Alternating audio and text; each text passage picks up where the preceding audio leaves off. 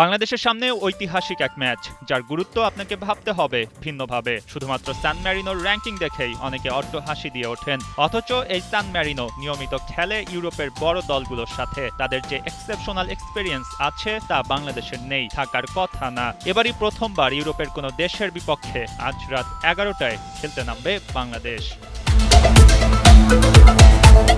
ফিফার বর্তমান র্যাঙ্কিং বলছে বাংলাদেশের অবস্থান 181তম।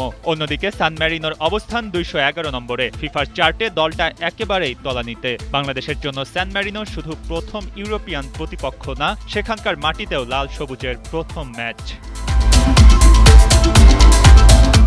সান ম্যারিনো স্টেডিয়ামে বাংলাদেশের ইতিহাসটা তৈরি হচ্ছে। শুক্রবার এই ইতিহাসের সাথে পরিচিত হতে যাচ্ছেন আরও একজন, হামজাদের নতুন হেড কোচ টমাস ডুলি, যার নিয়োগ নিয়ে হয়ে গেছে অনেক আলোচনা। ফলে ডুলির জন্য এই ম্যাচ বেশ গুরুত্বপূর্ণ। এর মধ্যেই হামজা চৌধুরী খুব পরিষ্কারভাবে জানিয়েছেন সান ম্যারিনো ম্যাচ সহজ হবে না। ক্যাপ্টেন জামাল সহ পুরো দল জুনের 1 তারিখ সান ম্যারিনোতে পৌঁছায়। এরপর ধাপে ধাপে সমিত সোম, জায়ান আহমেদ ও হামজা যোগ দেন। এর মধ্যে কয়েক দফা ট্রেনিং সেশন হয়ে গেছে। টমাস ডুলির অধীনে বেশ ফুরফুরে মেজাজে দেশটিতে অনুশীলন সারছে বাংলার ছেলেরা। আবহাওয়া কিছুটা বাধা তৈরি করেছে। ঠান্ডা আর গরম দুই ধরনের ওয়েদারের সাথে মানিয়ে নিতে হচ্ছে হামজাদের, যা একটু হলেও কষ্টসাধ্য। তবে এসব চ্যালেঞ্জ কাটিয়ে বড় কিছুর আশা রাখছে বাংলাদেশ।